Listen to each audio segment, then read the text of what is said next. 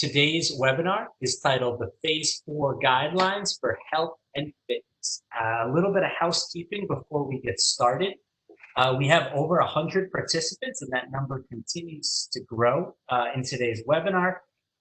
So part of the goal of today's presentation is to be able to answer your questions. However, it may be the case that I do not get to every question, or perhaps I'm unable to answer every question that comes through.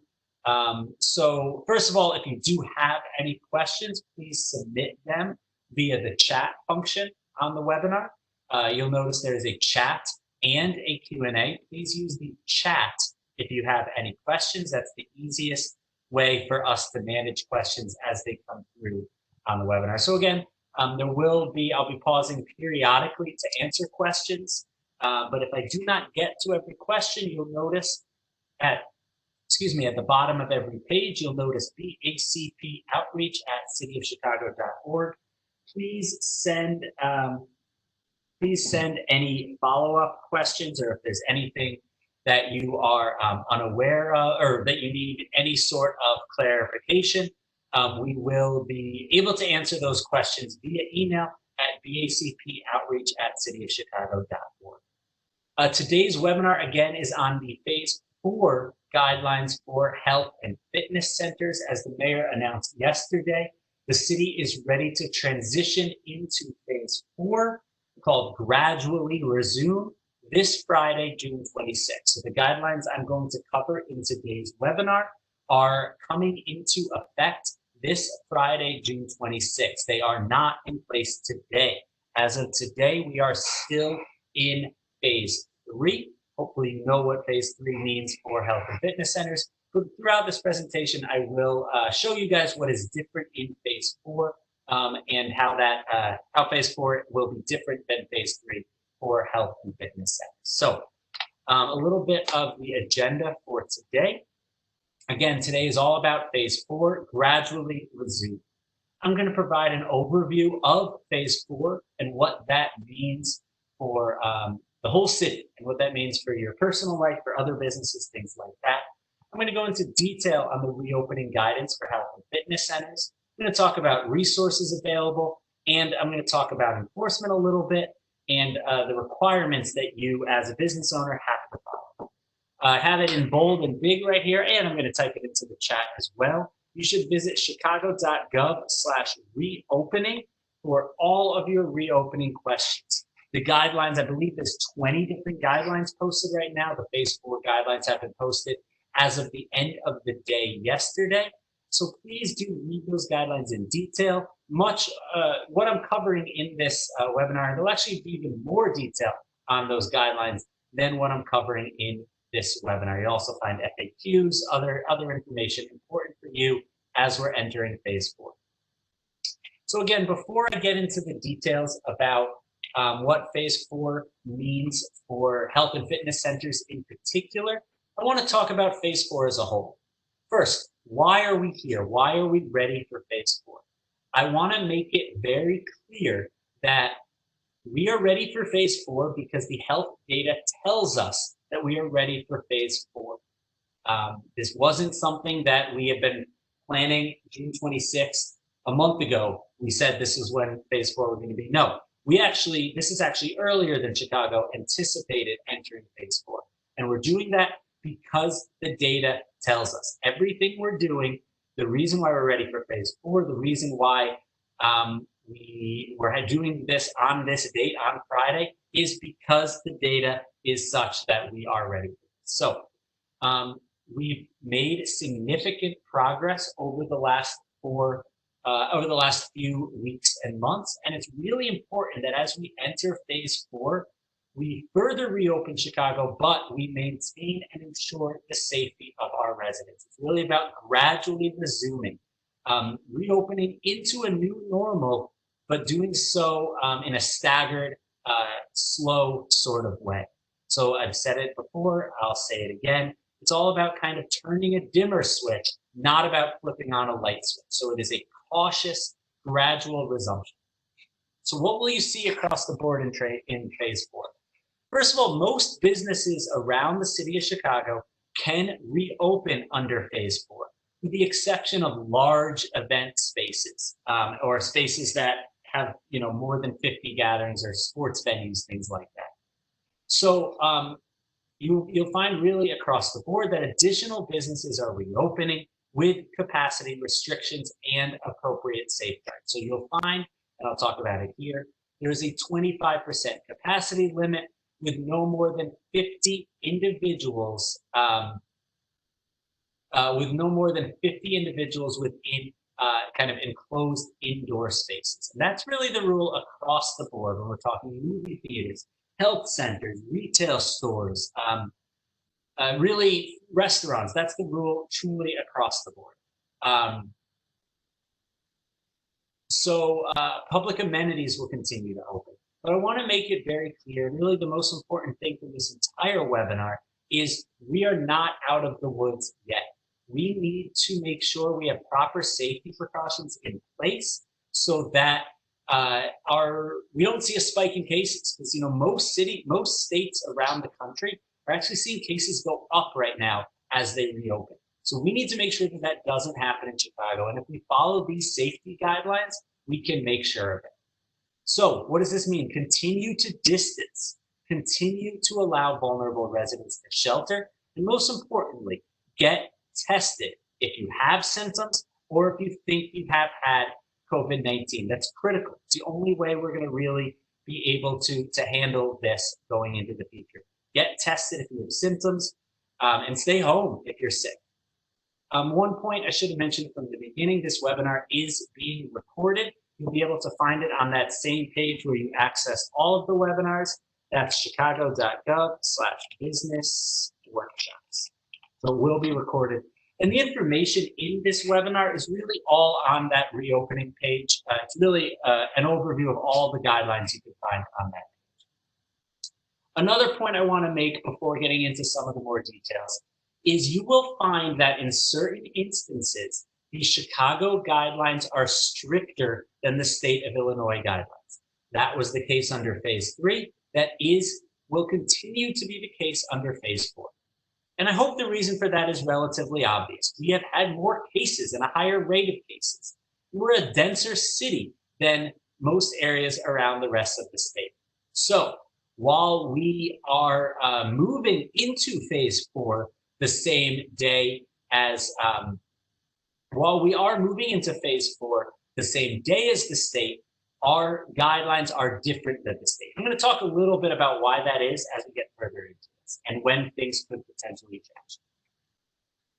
So again, I want to provide a little bit overview of phase 4 as a whole so you understand that, while we are talking about health and fitness centers, I want to make sure folks understand what this looks like across the board. So childcare can reopen was already opening under phase 3. Specifically, summer programs will be starting up under phase 4. City services, parks, libraries, as I'm sure you know, the lakefront reopened yesterday. Office-based jobs, hotels and lodgings have phase 4 guidelines. Retail stores continue to follow strict capacity guidelines. Personal services are expanding their operations under phase 4. Health and fitness clubs and studios, as we're talking about today. Restaurants and bars can open for indoor dining starting this Friday under that same 25% capacity limit. Places of worship are opened up the middle of phase 3. Museums and zoos will be reopening. Performance venues and movie theaters will be reopening again. 25% capacity, no more than 50 people per room or per location. So I do see a couple questions coming in. I promise I will get to those questions, and those should be covered in just a couple minutes. So thank you for those questions. So what do I mean when I mean health and fitness centers? I want to make it clear there's a number of different guidelines, but some businesses do kind of fall. It's hard to tell exactly which guidelines they should follow. Couple points on that. First of all, here's what we mean by health and fitness centers. We mean the obvious: gyms, exercise fitness centers, strength development centers, and typical health and fitness centers. We also talk about more boutique fitness studios like dance studios, cycling studios, strength and conditioning studios, yoga studios, places like that. A couple other points about the guidelines. It's kind of it's the responsibility of the business owner to determine which guidelines they specifically should be following. Also, you may have multiple different kind of industry guidelines within one business. For example, if your fitness center serves food or drinks, that portion should be following the food service guidelines. So a little bit of an overview of what you can find at the reopening website. Again, the industry guidelines, and I do recommend that you certainly take a look at the health and fitness guidelines, but also take a look at the other guidelines that you'll find there as well, potentially just out of your curiosity, or just understand that there's a lot of similarities across the different industry guidelines. You can also find a self-certification questionnaire, and importantly, additional resources, including posters that you can download to put around your location. Questions can be submitted to 311.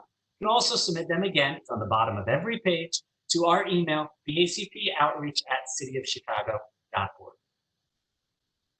So again, a little bit about those guidelines before I get into the specifics for health and fitness centers.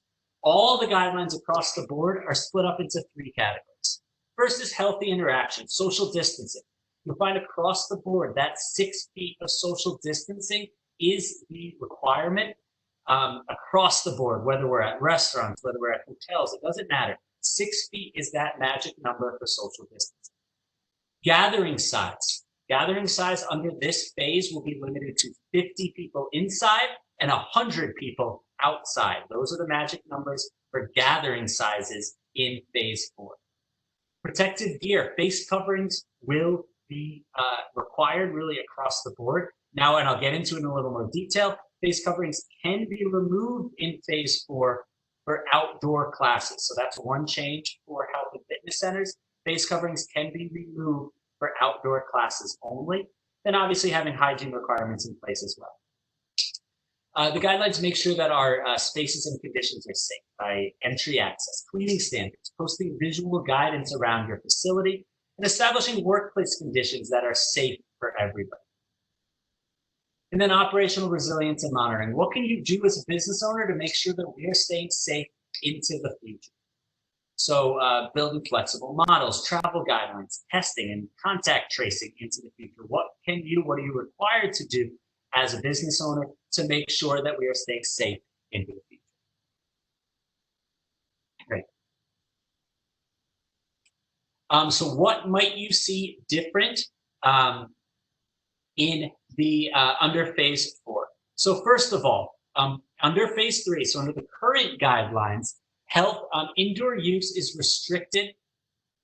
Indoor use currently is restricted to just one-on-one with personal trainers. Now, indoor use at a health and fitness center can reopen with a maximum of 25% capacity. So I'll get into a little bit more detail about what this means on the next slide, but you can reopen indoor activity and indoor classes. Locker rooms and showers can reopen with proper cleaning procedures, but some ancillary accommodations should be closed. Will continue to be the case. Facilities and equipment should be frequently disinfected by employees. And all individuals should be wearing a face covering at all times. To clarify, and it's on the next slide again, face coverings can be removed for outdoor classes. Face coverings can be removed for outdoor classes with proper social distancing. Sanitizing products should be available for employee and client use. And fitness class size should be limited to no more than 50 individuals indoors and 100 individuals outdoors. So, I see a bunch of questions coming through. I'm going to pause to answer those in just 1 second. So first, social distancing. You should be ensuring 6 feet between all individuals, including during one-on-one training. So again, you can open for more than just one-on-one training, but during one-on-one training in particular, 6 feet of distance between all individuals, and also 6 feet of distance between equipment. You can do 3 feet of distancing if and only if you have an impermeable physical barrier between that equipment. Again, 6 feet is our magic number. Right. So now I'm going to talk a little bit about capacity, and I see a lot of questions coming in related to this. So again, you'll see the key changes in red are here. Limit indoor capacity to no more than 25%. Indoor classes and indoor gatherings and indoor spaces should be limited to no more than 50 individuals. My apologies, not 500. So no more than 50 individuals, and capacity is limited to no more than 25%. To be clear, this is 25% or 50 individuals, whichever is fewer. So every space should have no more than 25% capacity. So this, if you have multiple separate rooms, each room should be limited to no more than 25% capacity, with no more than 50 total individuals within any one space. That means any class can have no more than 50 individuals. But again, you should be following that 25% capacity as well. Outdoor fitness classes can now expand to no more than 100 individuals with proper social distance. And locker rooms and showers can reopen. However, other ancillary accommodations such as saunas and steam rooms should remain closed. So I'm going to take a minute and talk, and I see a couple of questions about capacity, and then I do see a couple of questions about masks, and I will answer those in just 1 minute. So what do we mean by 25% capacity? This is based on square footage, and we're leaving it really upon the business owner to determine what 25% capacity means for them. If they're unsure, here's our general recommendation. Here is our general recommendation for how to calculate 25% capacity. Typically for health and fitness centers, the capacity rate is 1 person per 20 square feet. Now that we're at 25% capacity, it should be 1 person per 80 square feet. So if you want to calculate 25% capacity, you should take your total square footage for the space and divide that number by 80. So again, take your total capacity and divide that number, take your total square footage and divide that number by 80. Now, one question we get a lot is about whether employees count towards that 25%. That depends on whether that employee is truly a part of that space. For example, if you have somebody leading a spin class, they really should be treated as part of that 50 individuals or that 25% capacity because they're within that space with those other individuals. Now, if they're behind a desk or not kind of in and out cleaning an area, then they do not count towards that 25%. It really depends whether they're fully within that space for the entire period of time. So again, that's our recommendation for how to calculate capacity. Again, no more than 25% and no more than 50 individuals. And you should, and one point I do want to make, I do apologize, I'm going to be following up with folks. On an earlier training, I said that saunas and steam rooms can reopen for personal services. That was incorrect, and I'm going to be following up with the folks on that webinar. Saunas and steam rooms cannot open up for personal services either. You'll find that the capacity space there are some differences in how employees count towards the capacity space for different services. It's really about making sure that we're limiting the total number and keeping all of our individuals safe. Next, talking about protective gear. Face coverings must be worn over nose and mouth, including during indoor physical activity. So across the board, face coverings should be worn while indoors. There's no exceptions for that. Face coverings should be worn over the nose and the mouth while indoors. If customers, clients refuse to wear a mask, then they should not be coming in. It's really as simple as that. However, face coverings can be removed for outdoor physical activity as long as individuals are practicing social distancing. And we know that there's, we know that folks have some concerns about keeping face coverings on, during physical activity. But I want to make it very clear where this is coming from. We know that health and fitness centers can be one of the we see this in other cities, that this is one of those places where it can very easily transmit the disease. It can very easily lead to a spike. And the safest way to prevent a mask, to prevent an outbreak is by wearing a face covering. So again, face coverings should be worn by all employees and customers during indoors, including during indoor physical activity. Now, there are exceptions for folks that have a disability or cannot medically tolerate a face covering for whatever reason that might be. But other than those exceptions, they really should not be wearing, they should be wearing a face covering for indoor activity. You should be ensuring regular sanitizing of hands and high touch areas, providing sanitizing products for customer use, decommissioning water fountains unless they're used to fill up water bottles.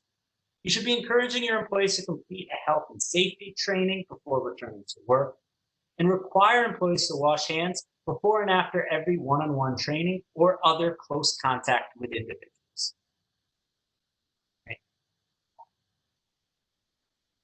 You should be implementing some sort of screening measure for employees and customers. Prior to entering the establishment, at minimum, employees should self-screen to ensure that they do not have symptoms of COVID-19. And they should not report to or be allowed to remain at work if they are feeling sick. As I said at the beginning, they should be getting tested. If you have COVID-19 symptoms, there's no reason no reason not to. You absolutely should be tested.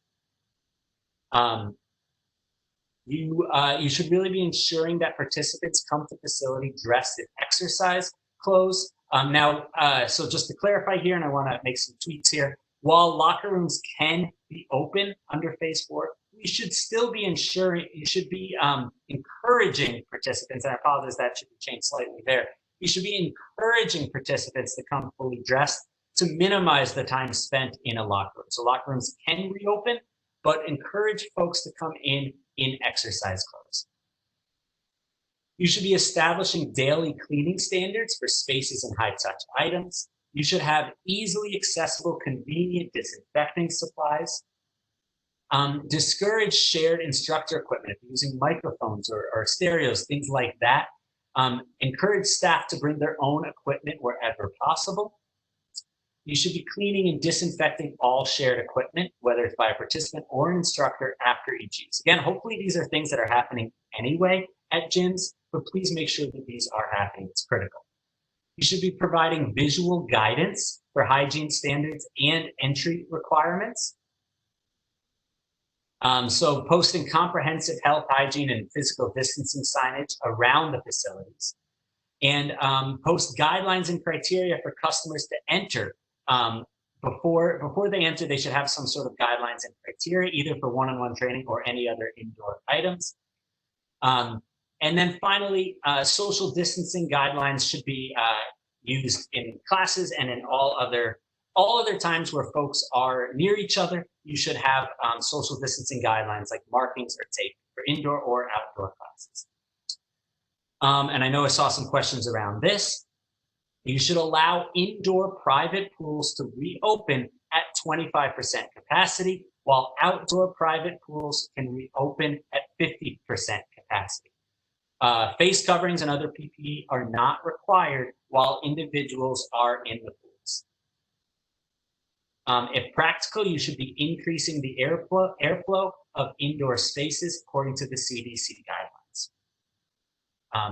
So I had a question about hot tubs. While our guidance are not specifically clear about hot tubs, we believe that you should be treating hot tubs as you would pools. So they should, because especially hot tubs that are in a pool space, so those could potentially reopen at minimal capacity. So obviously you need to maintain social distancing. So for most hot tubs, they can open potentially for just one individual, but not for larger gatherings. Great. I'm going to open it up for a couple additional questions in just 1 second. Let me go over the last set of guidelines here. You should be limiting in-person work where possible. So consider using online trainings. A lot of folks have obviously had online fitness training set up. We encourage folks to still use those, to still use those, to still use those online trainings as much as possible, virtual staff meetings. The goal is to minimize in-person interactions as much as possible. Should be minimizing client overlap as much as possible. So you have one-on-one training, please have one client per employee without scheduled overlap. Great. You should be promoting maybe A and B shifts for workers wherever possible, and limiting overlap of classes. You should be limiting staff travel across multiple locations. And then, very importantly, you should be following the health and CDC guidance for testing and tracing protocols. You should be prepared for the case that an employee might contract COVID-19. This should not come as a surprise. While we hope it doesn't happen, again, we still have hundreds of cases every day in the city of Chicago. So you should be prepared for what that looks like. Any employee who has had close contact with a coworker or any other person that has been diagnosed with COVID-19 should self-quarantine according to the CDC guidelines. Importantly, if you become aware of 2 or more cases associated with the establishment, you are required, I should say, to report those cases to the health department. This is all about making sure we're managing any potential, God forbid, future outbreaks. Right, I got a little bit more I want to cover, but I do want to open it up for questions. I've seen a couple come in, so let me open it up and answer a couple of these questions. For inside exercise, does the client need to wear a mask even if everyone is 6 feet away? Yes. For all indoor activities, clients and employees should be wearing a face covering. How do you recommend adhering to capacity, sign-up sheets, things like that? That's something that we're leaving open to the business. Certainly sign-up sheets, maybe having reservation times, something that we do recommend. So leaving it up to the individual establishment, but sign-up sheets or potentially having reservation times is something that we would recommend. Again, to reiterate, hot tubs and spas should be following those guidelines related to indoor pools.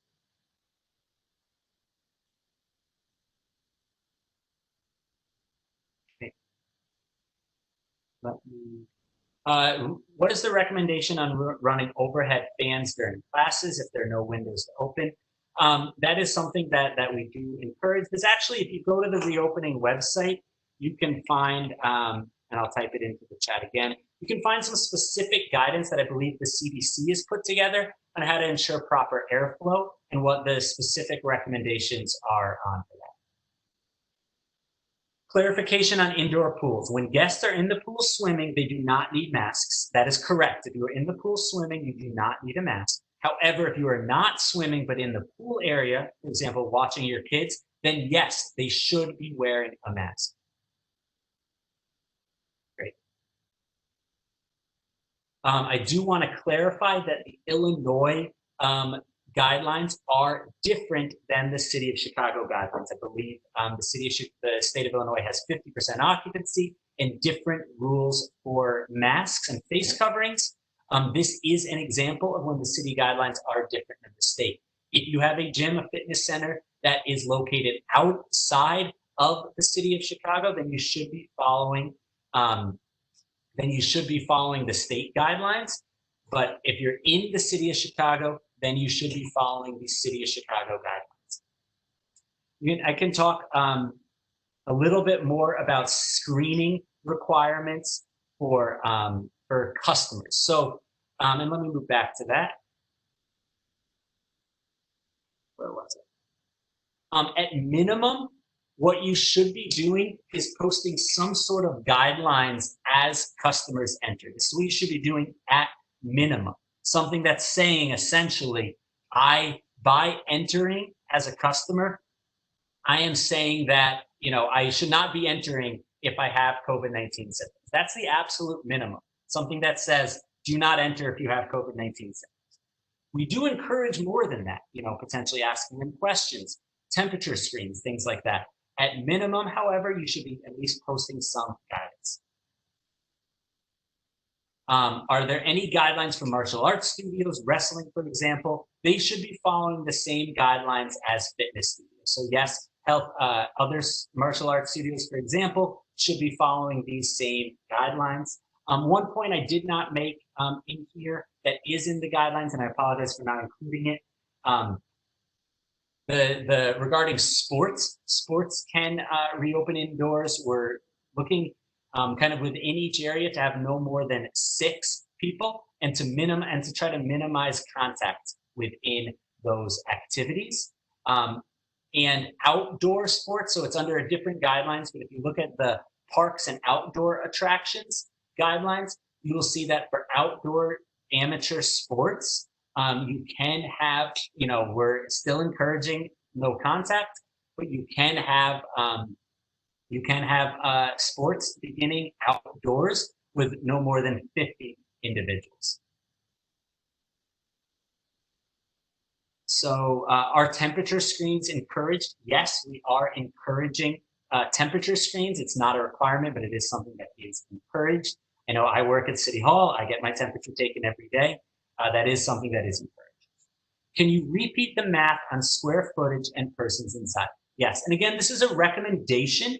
It is the responsibility of the business owner to determine their exact capacity. Our recommendation is to basically, here's the calculation. So typically for health and fitness centers, the general recommendation for capacity is 1 person per 20 square feet. Now that we're at 25% capacity, the recommendation would be 1 person per 80 square feet. So the way to calculate 25% occupancy, again, it's 25% capacity within the city of Chicago. The way we calculate 25% capacity for a gym is to take your total square footage and divide it by 80. So for example, if you're a small studio that's 800 square feet, you should divide that by 80, and then you can have 10 people within that area. So again, 25% capacity. So regarding training, regarding one-on-one training, trainers should be keeping 6 feet of social distance away from their clients. Now, if you have specific questions around your specific training and whether you maybe do have to get a little closer to people at times, please send us an email on those questions to bacpoutreach@cityofchicago.org. I'll make sure to follow up directly with you guys to get your specific answer there. But generally, we're recommending that trainers stay 6 feet away. The social distancing really is critical. One thing I did want to show for all, I got a couple questions about this, is when will we move to larger gatherings? When will we move to increasing the capacity? I want to show a little bit of the health data and why it is that we're at this limit, and why we are at the 25% capacity and at 50 people per indoor gathering size limit. The reason why we were ready to go to phase 4 is because we were under 200 cases each day in Chicago. Our most recent 7-day rolling average, I believe, from the health department is 167, which means we're solidly in this moderate to high incidence level. And that means we're ready for 25% capacity with indoor gathering size limited to 50 people. Now, as you can see on this table here, if we do get below 100 cases a day, we could potentially be ready to increase that capacity to 50% and to increase our gathering size limit to 100. And as you can see here, our ultimate goal is to get down to low incidence, below 20 cases, which could then lead to 100% indoor capacity and 1,000 people indoor gathering size and no outdoor gathering size limit. So this is all about the data. This is all about making sure that across the city of Chicago, we're following guidelines that can keep people safe. So let me want to put this up here again. This is all about the data. We're going to be monitoring this every single day. At chicago.gov/coronavirus, you can find the latest. We publish updated data every single day, and we're going to be using this data to determine what needs to change, what can potentially change going into the future. So we'll open it up again for a couple more questions. And I do see a couple specific things coming in. And if you have any specific questions that I'm unable to answer now, please send those via email and I'll consult with our team and get you an answer as soon as possible. Great.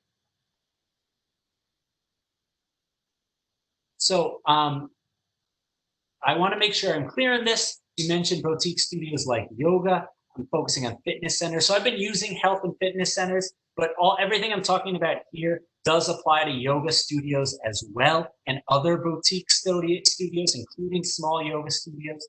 So small yoga studios can reopen as part of phase 4 for indoor classes limited at 25% capacity with no more than 50 total people. So these are these presentations available for print? Yeah, the guidelines are available to print at chicago.gov/reopening. So everything in this presentation is on those guidelines. This webinar will be available to view, and it is being recorded. Okay. Great question. Is moving between risk levels based on a 7-day rolling average? So I'm not an epidemiologist, so I don't want to speak too long about the health metrics and how exactly we got to here. But yes, they are based on the 7-day rolling average. And the reason for that is if you look at the health data, again, I recommend everybody going to check that out. Sometimes, case rates maybe are higher during the weekdays than the weekends because there's more people going to get tested. So we don't want to just use one day because for whatever reason, maybe less people were tested that day. So it is based on 7-day rolling averages. Thank you. Great. If you have a space with multiple classrooms, is the 25% applicable to each room? Yes, the 25% is applicable to each room. That is something, again, you'll find across industries. Same thing with restaurants. Restaurants, if they have multiple different rooms, each one of those are limited to 25% capacity. You'll find it in retail, you'll find it in personal services, etc. Will moving between a certain risk level result in a change from masks required to masks recommended? Now, I can't speak specifically to that question. That's going to be based on the health department recommendations. However, that is certainly something that the changes to new risk levels will bring with them new guidelines too. It's not just going to be about capacity. This table does just kind of provide a general overview. Do these limits pertain to adults as well as children? Are there any age parameters? Yes, these limits do apply to adults as well as children. I believe the cutoff for the mask requirement is 2 years or younger. 2 years or older are required to wear a mask. I see a couple questions that come in that are more related to specific health questions, about temperature range considered normal, about mask requirements. If you can, please send those via email. I don't want to speak too much on something that the health department is an expert on, but I can get answers from our health department and follow up with you in order to give you those answers. Folks, if folks want this graphic, I'm happy to send it via email. So just send me an email, bacpoutreach@cityofchicago.org. So again, I see a couple of questions if the face mask requirement would be removed in the future. Again, that's something that we're certainly looking at. I can't speak to exactly when or what that would look like.